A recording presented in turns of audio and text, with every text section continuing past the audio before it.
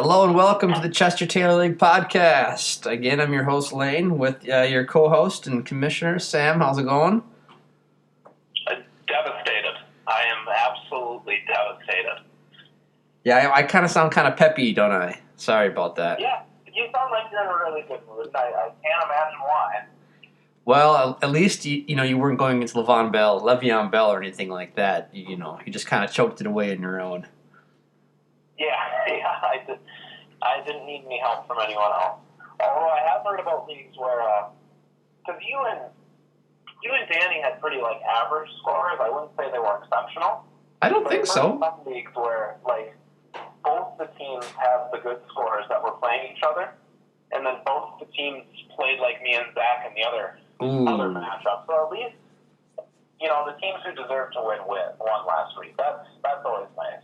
That's true. I mean, Danny did not do that great either. He was 60 something. So I don't think it was great, but I scored 35. It was pretty bad. By far the worst week of the year for you, right in the first round of the playoffs, right when you need it. But yeah, anyways, Sorry, dude. No one could have predicted that, and no one would have predicted Zach's loss that way either. It was just kind of the way the cookie crumbled. Hey, it's how it works. I was 0 for 2 in my predictions. It's just kind of how the game goes sometimes, Yeah, we predicted that our studs would either win or lose it, and our studs did absolutely nothing. Antonio Brown and Drew Brees did absolutely nothing, and Mike Evans and David Johnson did barely anything. So it was basically we're a couple idiots. Yeah, I guess why do we even do this thing? I don't know. It's torture. We spend so much time on it, and then you end up having one bad week by Terrell Pryor and Dante Moncrief and Devontae Booker, and all of a sudden you score 35 points and you're out of the playoffs. Well, let's move on. Let's just strip the Band-Aid off and let's move along here. So I'll try to lower my peppiness and my positive attitude because I'm playing Jeremy next week. So what do you see happening there? Whatever I see happening is not going to work out for you, I don't think. Let me quick pull up Jeremy's matchups and I'll see how they rank. It looks like he's throwing Matty Ice out this week. He has to. Because Brady plays Denver. That makes sense. Yep. Yeah, that's probably a good call. Yeah, you're kind of screwed. Yep. He's got Lev Bell against Cincy and Ezekiel Elliott against Tampa Bay. Yep. Between Ryan, Elliott, and Bell, those guys are probably going to score 70 points. So you somehow have to make that up, either with the rest of his team sucking, or Antonio Brown going off and taking some of that stuff away from Le'Veon Bell. Yeah, I'm hoping he just eats Pac-Man Jones alive. That would be best, but we'll see what happens. Steelers are definitely fighting for a playoff spot, so they're going to be going full force, which I like to have that situation. And the Falcons are very likely to not have Julio Jones, so maybe expect him to run the ball a little bit more. Well, the problem is that they don't really run. They just throw short passes to Tevin Coleman and Devonta Freeman, which doesn't really help you either. I'm just hoping that Matt Ryan does not get the touchdown throws at the end of those drives. That's basically what I'm hoping for. So, yeah, that's fair. Yeah, touchdown league, that's really what you want to avoid. Yep. So, what are your thoughts on me picking up Farrow? I'm not trying to sound braggish because I didn't bid for him or anything, but man, these guys are really letting me kind of stay in this game. What's up with that? Even if Jeremy couldn't use him, I'm surprised he didn't pick him up just because your running back 2 situation was so bad. Or Danny picking up knowing that Melvin Gordon's gone. I don't get it quite. Oh, yeah. Now that you mention it, that was probably the bigger oversight. Even having the insurance policy for the rest of the year is not a bad idea, but, maybe he's busy with theocratic things and, didn't kind of drop the ball. Well, I'm not, so I'm good. Yeah. Anyways, well, I got a shot, and moving to the matchup for next week, for the other matchup is Grant and Danny. So, looking at it, if Melvin Gordon's not in it, that's a big blow to Danny. But at the same time, Grant could lose Julio. So I don't know. What do you see with those guys? Yeah, last week would have been a terrible week for him to go out there. Ladarius Green didn't do well. Odell Beckham killed it, and Jordy Nelson killed it, but he didn't have Julio. I bet he's pretty glad that he had that bye week. But boy, Conch was already stretched thin with Gordon going out and him not picking up anyone yet. We're looking at a Terrence West start. Yep. And how many touches did West even get last week? He had 2 carries for 2 yards and a few catches. It looks like he totaled 26 yards. And that's probably his ceiling at this point, unless he gets a touchdown. So yeah, he'll probably get 12 carries. You know, I mean, that's likely, don't you think? Yeah, maybe. I mean, I'm just saying, like, as far as he still catches the ball, so that's okay. But he's really got to get in the end zone if that's going to improve at all. Yeah. This is rough.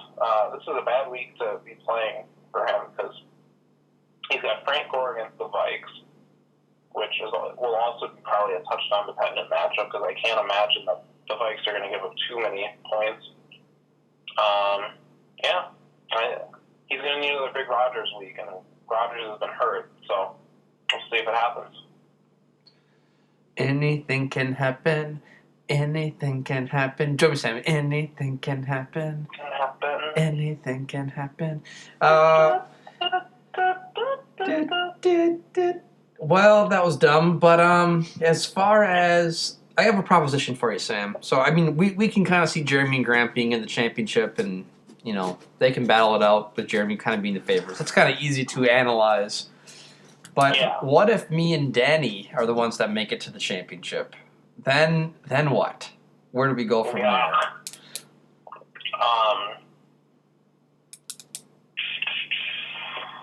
Boy, if you two make it to the championship, without looking at matchups, I gotta consider Concha the favorite just because you really hung a lot on Drew Brees, and he blew chunks against Tampa Bay. It didn't matter against my team, but he really did that. And he plays Tampa Bay again week 16. I do know that. At home. That will hopefully make a difference because his home road splits are dramatic. Yeah, not as bad, but they definitely are an effect. So, I don't know. That's a tough. You guys are really even, honestly. All right. Well, I can take that. I would give right now Jeremy a 75% chance to win the whole league. I'd take him 3-1 over the entire field. Woo! Yeah. No, I mean it's. And then probably Grant has another 20, and then you two can split the 5%. Yay! Yeah. That doesn't inspire confidence. I like how I had better odds last week with 6 people than this week with just 4, but that narrows it down pretty quick. Well, I got a quick proposition for you for next year, Sam. What would you think about allowing trades all year round, but if a trade happened, they had to count as one of your keepers? So here's the thing I don't want. I don't want it to be where. So let me give you an example. Who's a team that will have 4 good keepers? Well, here I was going to use your team to illustrate. So let's say you have AJ Green, right?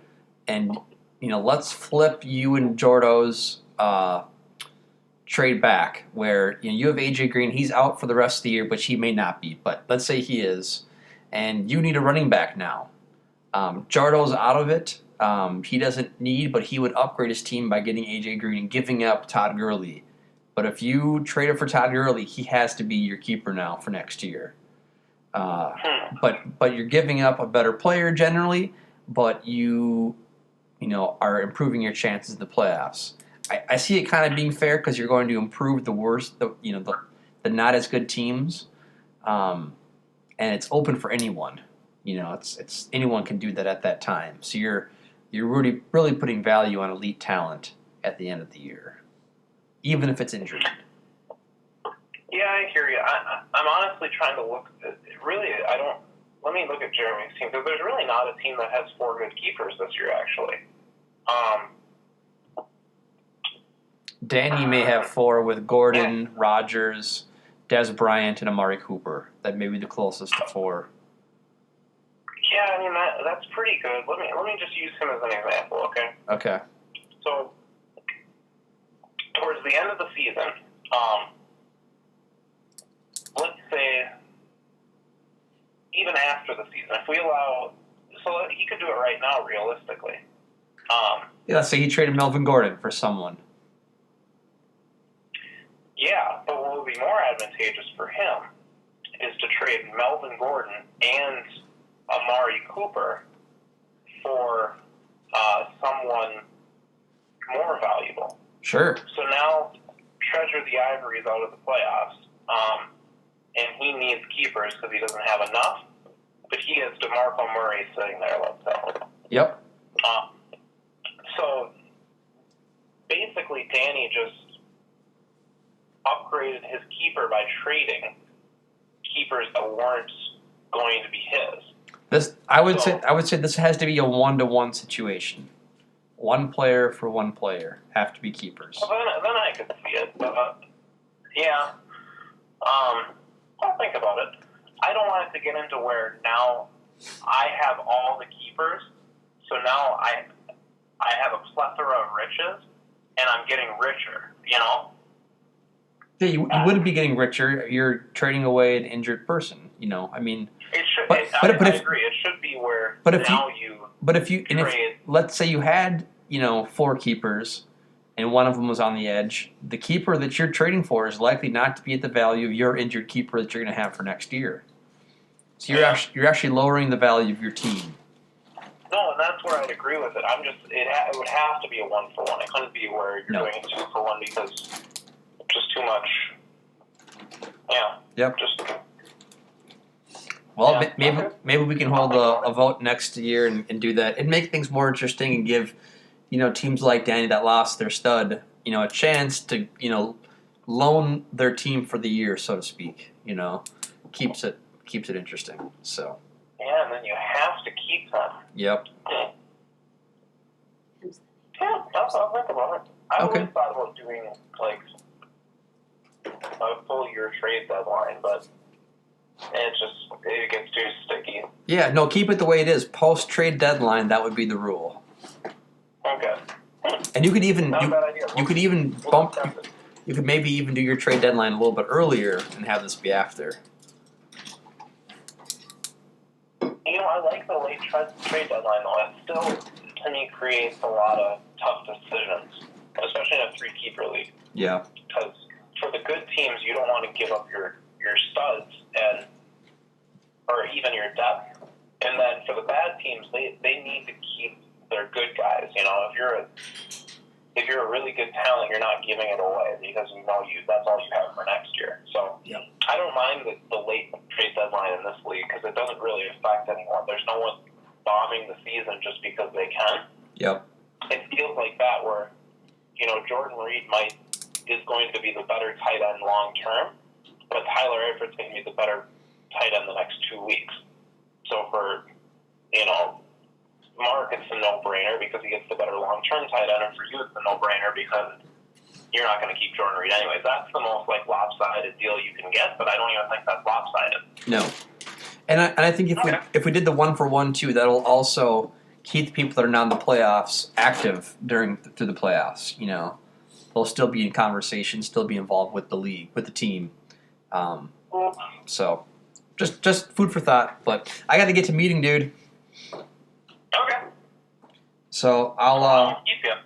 Thanks. I got 7:00 meeting at 6:35, so I got to get it getting. So. Oh, okay. Well, have fun. All right, dude. Well, final predictions. It's gonna be Jeremy and that other guy, Grant. Grant. Okay. I have to pick for myself, otherwise you're just giving up to defeat by itself. So I'm going to be the David versus Goliath. I'm going to sling my rock and see what happens. And anything can happen, and the odds are not in my favor. But I gotta fight. Flag above your door. I gotta fight. So be ready for me. You'll go down with him. Yep, be ready for me, Jeremy. I'm coming for you, dude. Let's see if you can handle the heat. So I'm sure he'll do just fine. he probably will be just fine, but you never know. He might crumble under the pressure. So he might. If we're lucky, it has nothing to do with him. It's oh, ouch. But he probably doesn't listen to this anyways. But no, Jeremy, I wish you the best. Let's do this thing. But all right, That's dude. why because he's not listening to our stupid podcast, right? Yeah, we're leading everyone astray. We should just keep that in mind for next year. But anyways. All right, dude. All right, dude. See ya. Bye.